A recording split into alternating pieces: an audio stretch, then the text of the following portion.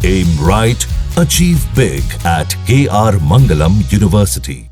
मध्य प्रदेश की राजधानी भोपाल शहर के बीचों बीच बने PM Shri excellence college of excellence यानी हमीदिया कॉलेज परिसर के अंदर बनी एक मस्जिद को लेकर विवाद गहरा रहा है। मस्जिद में नमाज के दौरान बजने वाले लाउडस्पीकर की आवाज को लेकर विवाद हुआ।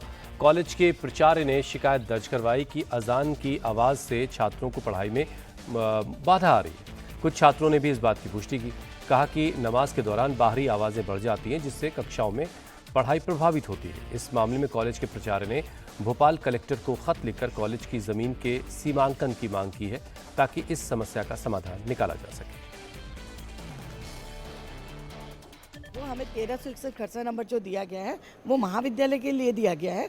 उसमें लिख के गया है मध्य प्रदेश शासन और हमीदिया महाविद्यालय का नाम भी चढ़ा हुआ है। तो अब उनका फिर मस्जिद कैसे, उनका ये कहना है कि ये हमारे में भी है। तो मैंने उनसे कहा कि आप पेपर दिखाइए हमें, यदि आपके पास होगा तो हम हमारे यूनिट हटा लेंगे और यदि हमारे पास है तो आपको हटाना पड़ेगा। एक और भी समस्या आई है जो वहाँ पे लाइब्रेरियन समेत तमाम लोगों ने बताया कि अजान जो होती है उसके चलते भी जो है बच्चों को पढ़ाई में दिक्कत होती है। वो बताइए अजान से किस तरीके की दिक्कत है? वो मेरे को छात्रों ने आके बताया है कि मैडम जब ये अजान चलती है तो हम लाइब्रेरी में पढ़ते हैं, हमें डिस्टर्ब होता है। मध्य प्रदेश की राजधानी भोपाल में पीएम एक्सीलेंस कॉलेज और एक मस्जिद और उसकी अजान को लेकर विवाद खड़ा हो गया है।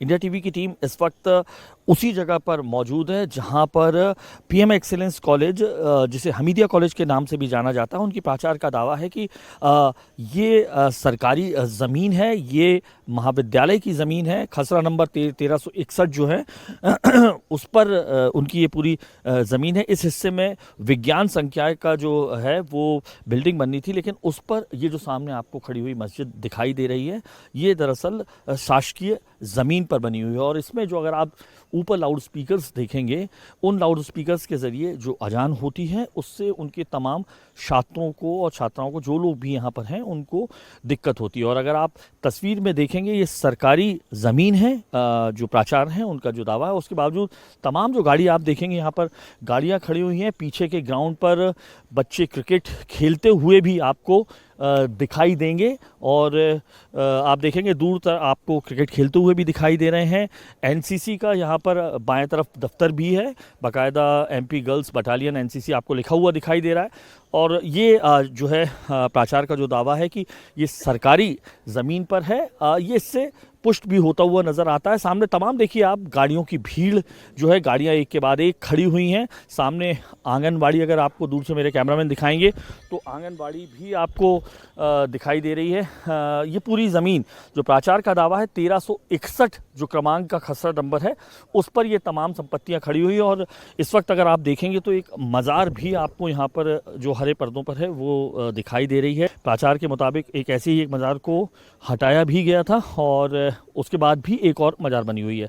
दावा ये जो है विश्वविद्यालय परिसर का है और हम इस बारे में बात भी कर लेते हैं। यहाँ पे जो लाइब्रेरियन है, चूँकि अगर आप पीछे देखेंगी तो ये हमीदिया जो कॉलेज है, जिसे अब एक्सीलेंस कॉलेज कहा जाता है, उनकी लाइब्रेरी। मैम, ये जो है 1361 जो खसरा है ये आप लोगों का है साहब? हाँ, प्राचार्य महोदय के अनुसार जो उनके पास पेपर्स वगैरह हैं उस हिसाब से तो उनको जी। तो ये मैम, ये क्या दिक्कतें होती हैं यहाँ पर?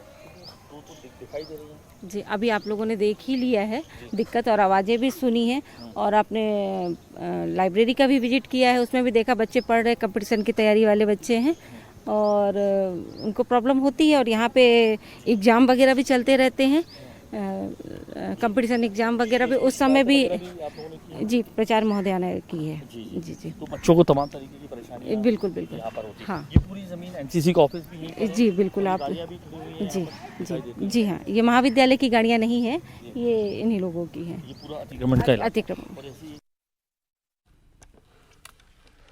वहीं मुस्लिम पक्ष का दावा है कि ये मस्जिद 300 साल पुरानी है। मस्जिद वक्फ में रजिस्टर है, पास में मंदिर भी है, लेकिन कॉलेज की प्राचार्य को उससे कोई परेशानी नहीं है। ये लगभग 250 से 300 साल पुरानी है, ठीक है। और यहाँ जो मज़ार बना हुआ है ये नवाब मुनीर मोहम्मद खां का मज़ार है, जो भोपाल नवाब के बड़े बाबा थे। अच्छा। ठीक है। और ये कॉलेज बाद में आया है, ये एनसीसी ये सब हमारे सामने बना है यहाँ पे। तो आपका ये कहना है कि ये ज़मीन जो है ये हमीदिया जो कॉलेज है या एक्सीलेंस हो गया पीएम उसकी नहीं है। नहीं। अच्छा, इसके कागज वक्फ के पास हैं, आप इसके ऐसा कागज, जो मस्जिद है ये वक्फ में रजिस्टर्ड है और आज से नहीं है, ये सालों से रजिस्टर्ड है शुरू से ही। और ये ज़मीन अभी सन 2017 में हमीदिया को दी गई है, इससे पहले एमएलबी कॉलेज के पास थी। आज तक किसी को किसी भी बात पे कोई आपत्ति नहीं हुई है। ये मंदिर भी है साइड में, यहाँ पे अगर कोई भी प्रोग्राम होता है उससे किसी के एग्ज़ाम्स ख़राब नहीं होते। तो ये एक नॉर्मल सी चीज़ है। ये सिर्फ जो प्रचार मैडम है उनको कोई परेशानी है पर्सनली।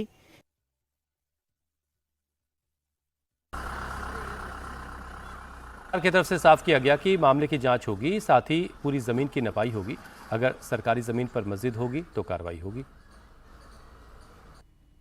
किसी भी तरह के अवैध निर्माण को अनुमति नहीं दी जाएगी। मैंने लोकल प्रशासन से बात की है और ये सुनिश्चित करने को कहा है कि ऐसी कोई भी गतिविधि ना हो जिससे शासकीय ज़मीन पर कब्ज़ा करने की मंशा से कुछ इस तरह का अनर्गल सा कब्जा किया जाए। और जहाँ तक लाउड स्पीकर हटाने की बात है, ये सुप्रीम कोर्ट की गाइडलाइन भी है।